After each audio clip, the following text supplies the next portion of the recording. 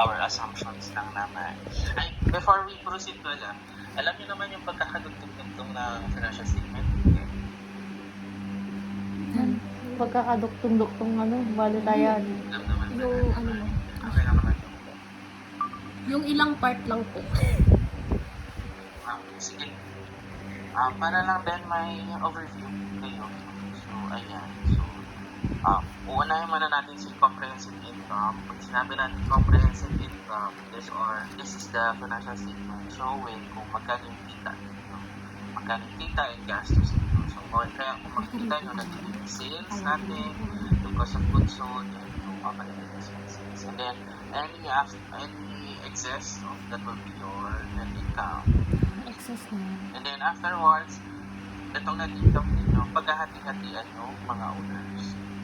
So that's why meron din tayong financial statement na partners na. So kung makikita ninyo dito, no, ay nandito na yung mga pangalan ninyo. No, and then yung mga contributions. So as mentioned last time, no, in-increase natin ng 125 Kasi para masusin natin itang pipit natin ng sobra. kumbaga yung annual demand or production natin. So, ayan. And then, yung net income natin, hinati-hati lang natin na equal. And then, afterwards, ayan. Inadagdag naman natin. And then, by 2029, maglagay ako ng permanent withdrawals. Kung sabi natin permanent withdrawals, ito yung mga drawings. No, na pwedeng i-withdraw ng mga each partners para din maging fulfilling sa kanila yung pag-business. So, pwede sila mag-withdraw. So, eto, bakit 2029? Kasi hindi pa masyadong stable yung ating by 2028. So, by 2029, kung makikita nyo, medyo nag-increase naman na yung ating income. So, that's why, nagkaroon na tayo ng permanent withdrawal. So, by 2029 onwards.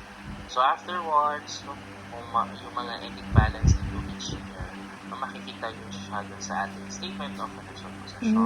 So, pag sinabi natin statement of financial possession, dito na natin makikita si asset, si liabilities, and si capital. So, dapat ang total assets natin, naalala nyo sa A is equals to L plus B. So, yung accounting equation natin. So, assets should be equal to liabilities and equity.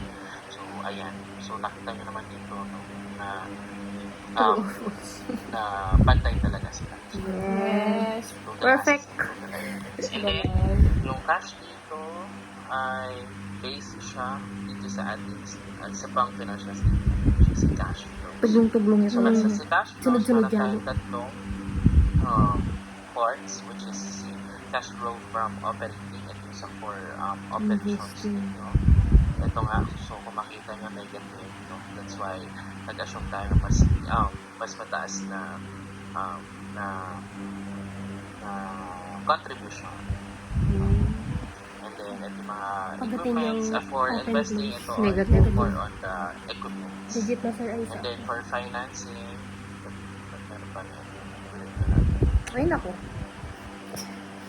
For financing, ito yung makikita nyo sa equity nyo or any long-term liabilities. Pero since wala naman yung long-term liabilities, more on equity side lang naman ito. Again, yung financial ratios natin, so ito na yung kung profitable ba yung business, kung mas mataas ba yung debt or mas mataas yung assets, so depende. And then, for liquidity, pag sinabi natin liquidity, ito yung mabilis ba kayo makapagbayad ng mga kautangan dito. So, based on the current liabilities na babayaran ba natin, based on our Utang current pa. assets. So, Sarang nung tang mautang. current liabilities na babayaran ba natin ng cash. So, Tapos na. and then, sige balik tayo. Kutang So, tayo ng ina-assume kanina natin pagkasunod yung paper na, niya. yung business is fully financed. Pag Oo, sinabi natin hindi fully yan yan. financed, Kasi Mm. itang karipitan diyan yun. parang contribution nyo lang yung kailangan. Hindi na kailangan ng Mangutang na business mangutang or mag-loan pa. So, kayang mag-rely dun sa inyong contribution. And then, yung macroeconomic conditions are stable. Ina-assume natin na walang pandemic, mga ganyan. Kasi nga, kung i-assume natin yung pandemic, Tumambay ay ako. medyo Hantavirus. unpredictable kasi siya. So, that's why hindi na natin siya ina-assume.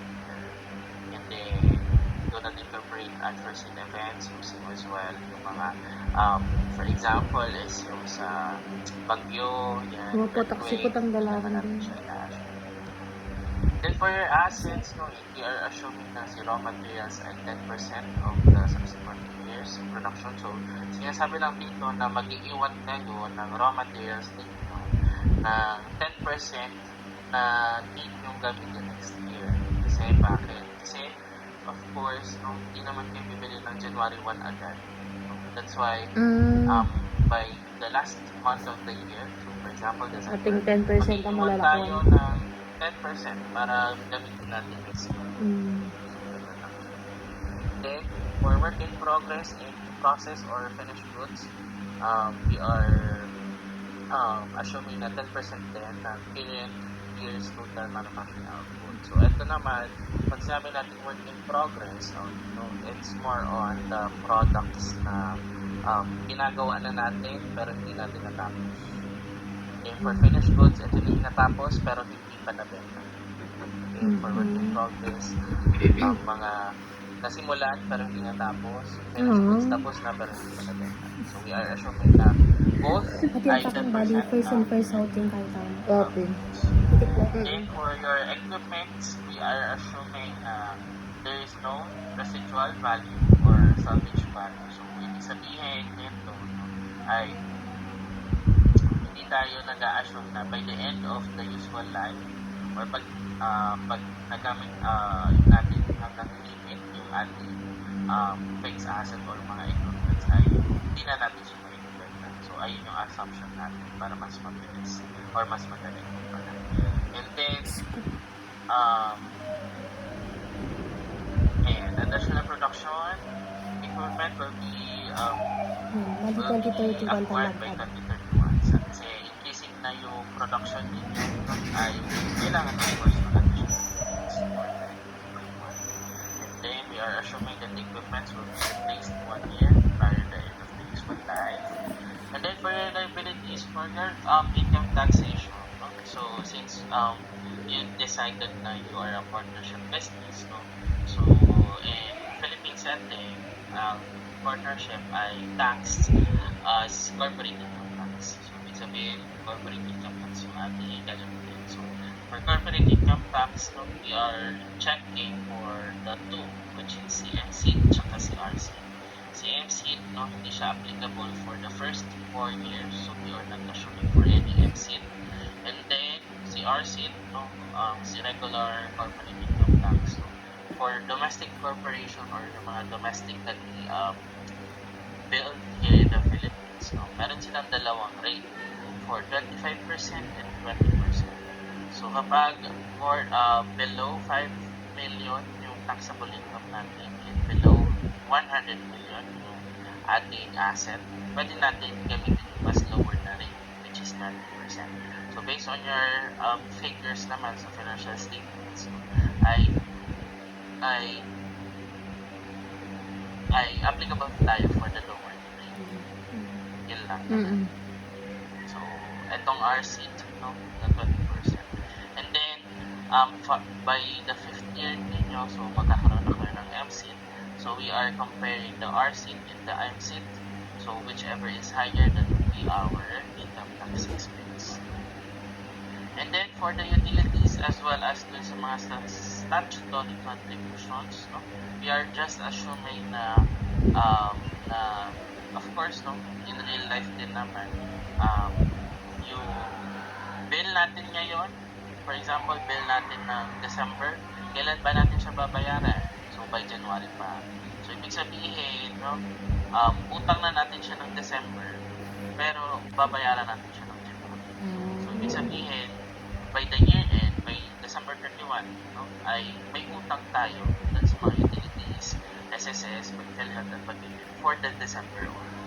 So, that's why we are accruing a liability for the final month of the year. So, makikita nyo later on. No? And then, for your capital, no, we are assuming na 125,000 to each partner, no, na magpakontribute. And then, sabi nga natin kanina, upon stabilization,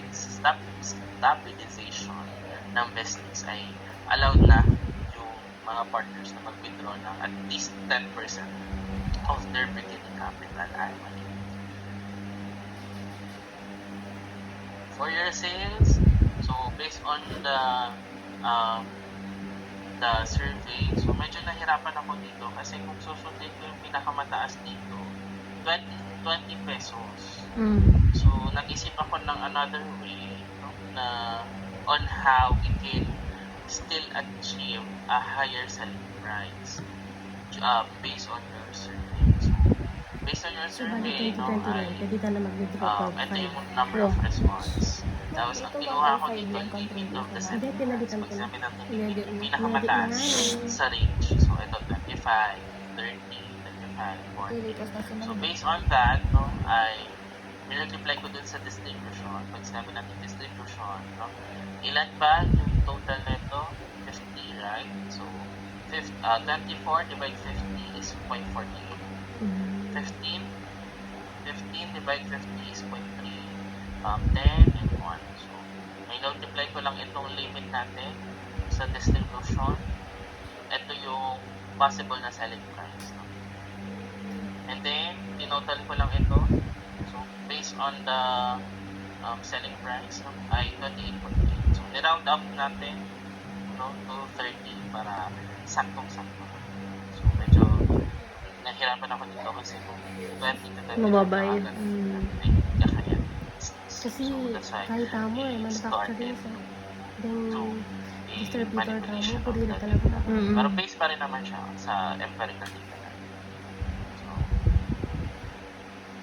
and then we are assuming na yan, based on the 30, no, 30 starting, and then yung annual demand, no, ay based on your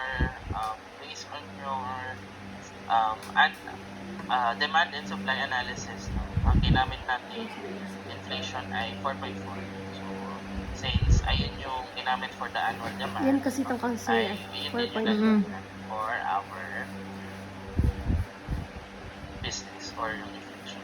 And then for the selling price, no, para din makabawi-bawi tayo, no, we are increasing 5 pesos per year. So, para din makabawi. So, And then, by next year, for sales 35 return allowance and times discount, 40. so for example, you want to give a discount to your suke na customers, you can do so. So, isa pa sa mga example yung sales return. So, paano kapag may mga defects yung inyong products, so pwede tayo magkaroon ng sales return and allowances. So, we are assuming na 1% of the total sales revenue ay for allowance lang naman for the sales return and discounts. Then, all of your sales are assumed to be cash sales. So, walang utang yung mga customers natin sa inyo. Sure. That's why wala tayong Ang accounts accounts receivable payable na. dun sa ating financial statement or financial position. For cost of goods sold, ito naman yung mga ginastos nyo para mag-produce yung product nyo. So, ayan, this section nga includes costs related for direct materials at yung mga raw materials ninyo, direct labor at yung mga laborers yung gumagawa, and yung sa manufacturing overhead. And then, all raw materials purchased in cash basis, so ina-assume natin wala tayong utang sa ating suppliers. So, that's why wala tayong mga payables. And then, for manufacturing overhead, ito yung mga tools and supplies, direct materials, mga repairs and maintenance, rents, utilities, and yung depreciation. And then, we are also assuming na magkakaroon tayo ng strategic partnership with our suppliers. So, bakit?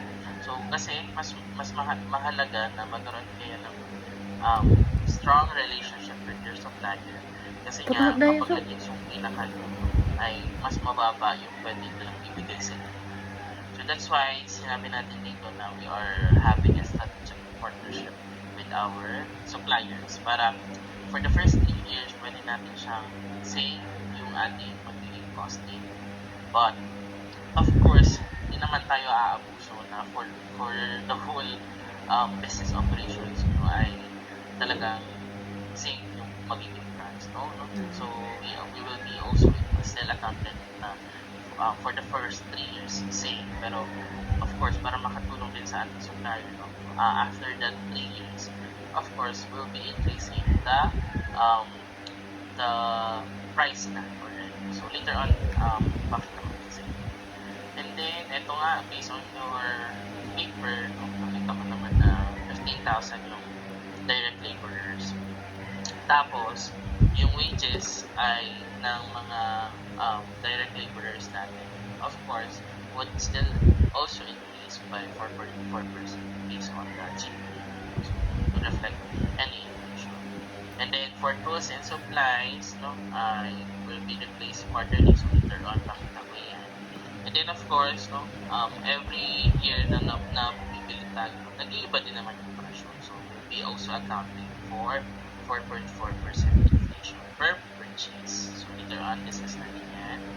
For repairs and maintenance costs, no, we are assuming na 2% of the total equipment costs yung ating repairs and maintenance. So, later on, then, pakita ko.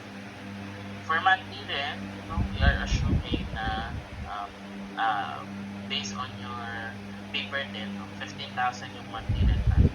So, in-assume ko lang na 80% doon ay for manufacturing side, and then 20% doon for admin or for office use.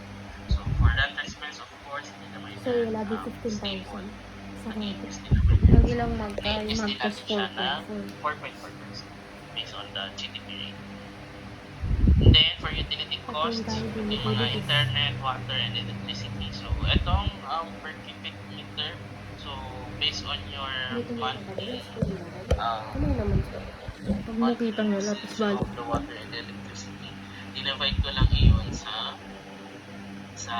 monthly production.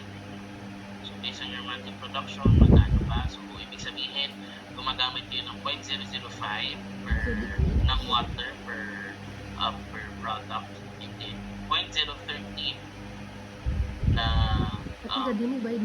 kuryente sa kada metal piece ng, for example, utility naman 13 kilowatts ay naman yung hindi ginagamit mo. hindi naman yan nakaka-affect sa production, so water and electricity. And then, of course, no, based naman to sa yung mga costing, 12 per kilometer, 44 per cubic meter, 2,001. So, based naman yan dun sa paper. And then, of course, hindi naman yan nagiging stable. So, every year, no, ay nag-increase din yan.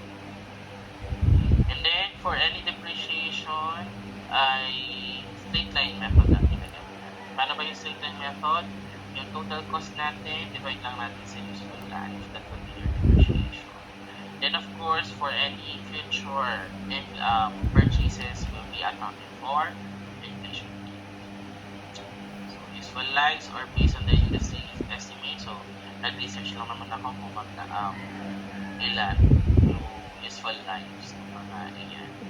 And then, we are also assuming na full production capacity based on projected demand. So, kung ano yung production capacity mo, ayun din yung ating annual demand.